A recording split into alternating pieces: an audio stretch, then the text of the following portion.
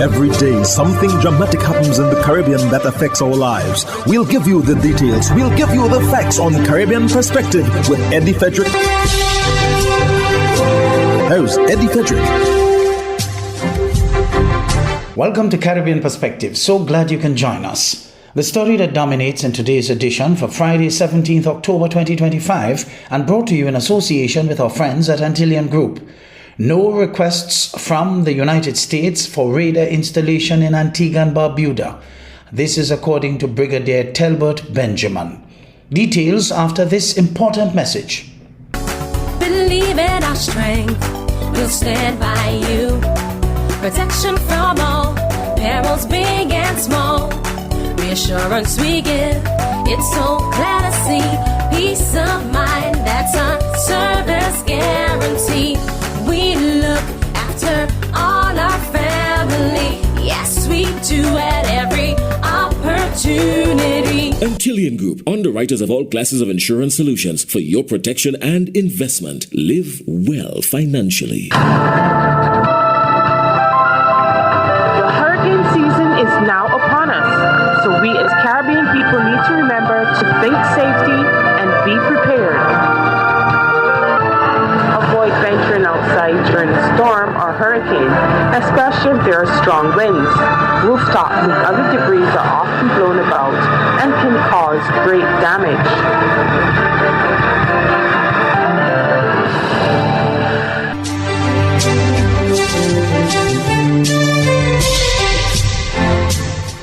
Welcome back. There has been no direct request from the United States for installation of radar systems in Antigua and Barbuda. Chief of Defense Staff Brigadier Talbot Benjamin made the disclosure in an exclusive interview with ABS News following talks with the head of the U.S. Southern Command, Admiral Alvin Halsey. Questions and concerns arose after the United States made a request to the government of Grenada to consider temporarily installing a radar system at the Maurice Bishop International Airport. Prime Minister Gaston Brown had earlier made it clear Antigua and Barbuda will not host any form of military assets or installations from any country. He made the comments ahead of a meeting with Admiral Halsey. The developments come as the U.S. increases pressure on the government of Nicolas Maduro Moros in Venezuela. Some observers say with Grenada's strategic location just 100 miles from Venezuela, it could be key to Washington's regional security planning. I'm not familiar with the discussions in Grenada. I know there are a number of things in social media and in the media generally, but I'm not familiar with the details of it, and so I don't wish to speak to that. But what I can tell you is that we have a project that's been ongoing now for several years, first phase of which is complete, that will provide us with 360 coverage across Antigua and Barbuda to enhance our maritime domain awareness. U.S. President Donald Trump has said that the administration is looking at targeting Venezuela-based drug cartels on land after taking out approximately half a dozen drug smuggling vessels. This New York Post exchange has more. Why did you authorize the CIA to go into Venezuela? And is there more information you can share about these strikes on the alleged... Well, I can't do that, but I authorized for two reasons, really. Number one, they have emptied their prisons into the United States of America. They came in through the...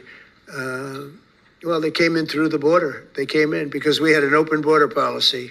And as soon as I heard that, I said, a lot of these countries, they're not the only country, but they're the worst abuser.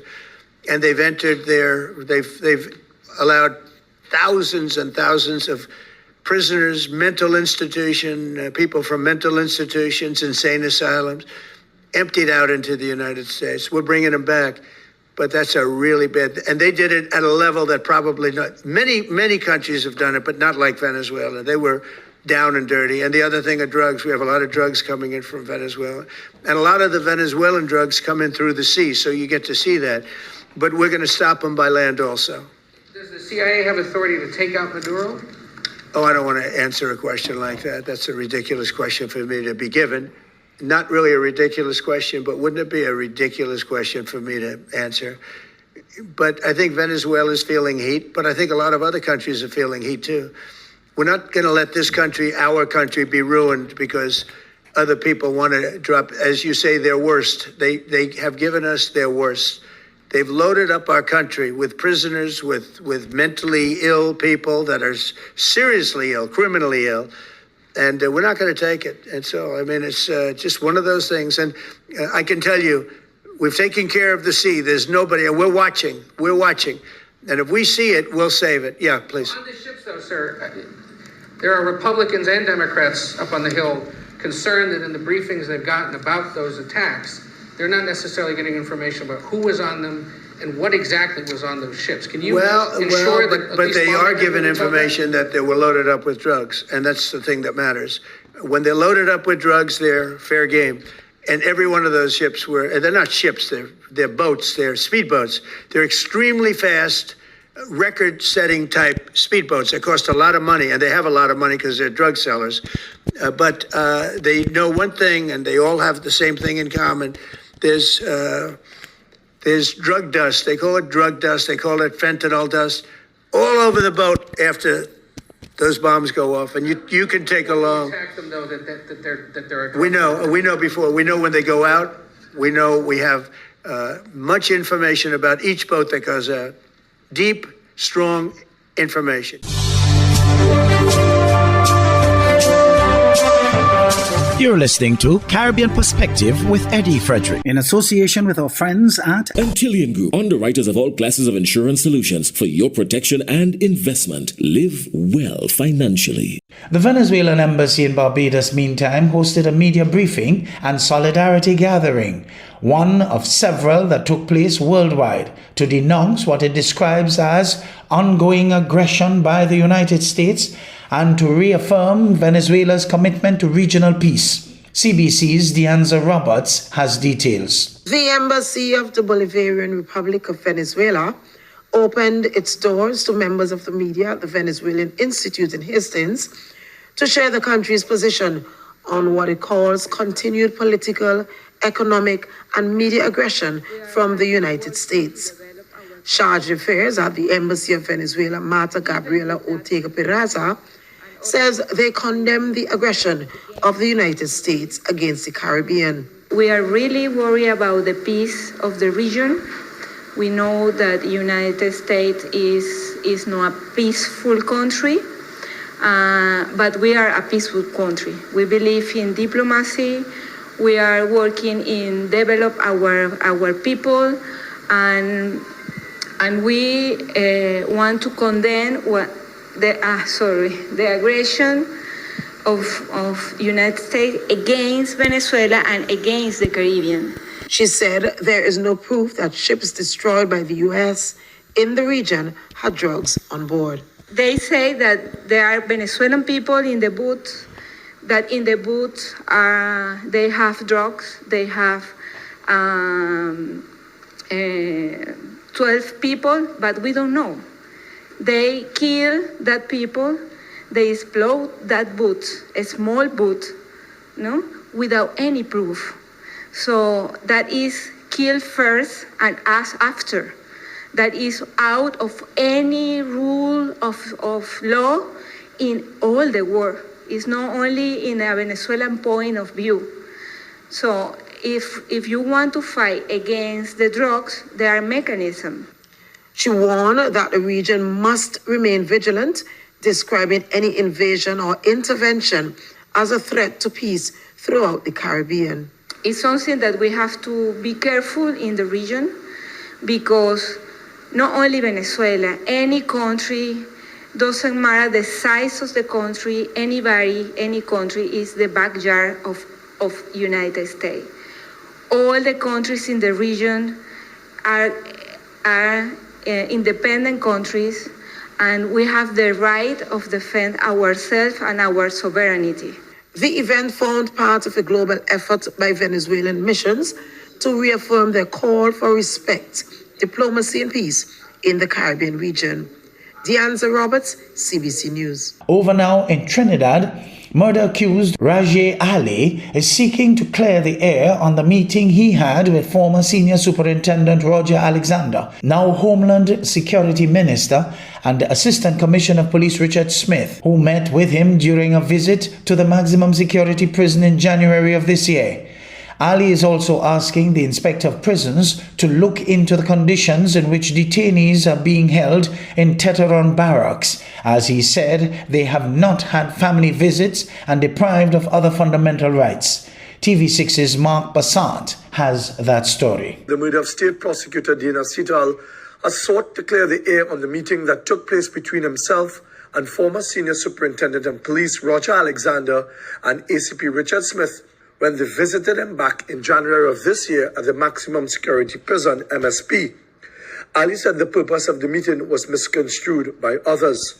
More about the crime situation and talk to them about the situation in jail, how men being charged for phones and they don't have proper facilities in place for men to communicate with their family. I talk about the gang thing in prison. More or less I was giving them my advice from my point of view from being on the streets and the mistakes I think that the police service was making and approaching and dealing with crime.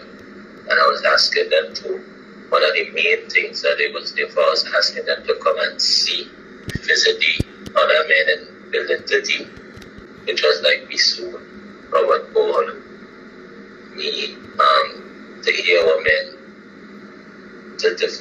men had to say. In a virtual recording meeting with one of his lawyers today, with the audio obtained by TV6 and verified as his voice by his wife Stacey Ali, who spoke to us briefly by phone, Rajali Ali said that Alexander during the meeting agreed that prison was supposed to be a place of reform and not punishment. Alexander, he agreed that prison is not a place for punishment, a place for reform. And I was telling them, we can't expect people to reform without family, without religion. And these things, you're deprived of these things. If a man see me child twice for the year, when he come out of prison after 10 years, he has no family to go back to. And then one of the first steps to reform. Ali said that they were being deprived of their fundamental rights while being kept at Teteron Barracks and have not been afforded any family visits. The right to even read their religious books, a claim also verified by his wife Stacey Ali, who said they have not been able to see him since he was taken there. We asked Mr. O'Neill, the inspector of prisons, to come and visit. If he is at prison, he should come and visit and see if he said this 88 days now. If our fathers going to speak to the children. The children talk to me, they don't know what's going on with our children going to school. We don't know what mind frame did. That our sons here, my parents who old, who sick. We don't know if the parents, we never talk to their wives in 80 or 80-90 since. We get no visits from your family. And we're not even asking for much. We say, okay, we in Teteron Barracks, is our detention, is our SOE, so we have 30 hours, so that we see the family 30 hours at least. Ali said they were being stereotyped and there were also threats to their lives. Mark Bassant, TV6 News.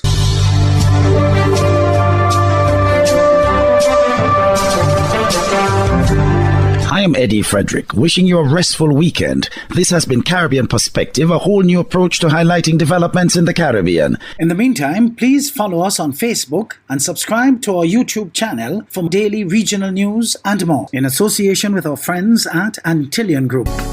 Believe in our strength, we'll stand by you. Protection from all perils, big and small. Reassurance we give, it's so glad to see. Peace of mind, that's our service guarantee. We look after all our family. Yes, we do at every opportunity. Antillian Group, underwriters of all classes of insurance solutions for your protection and investment. Live well financially.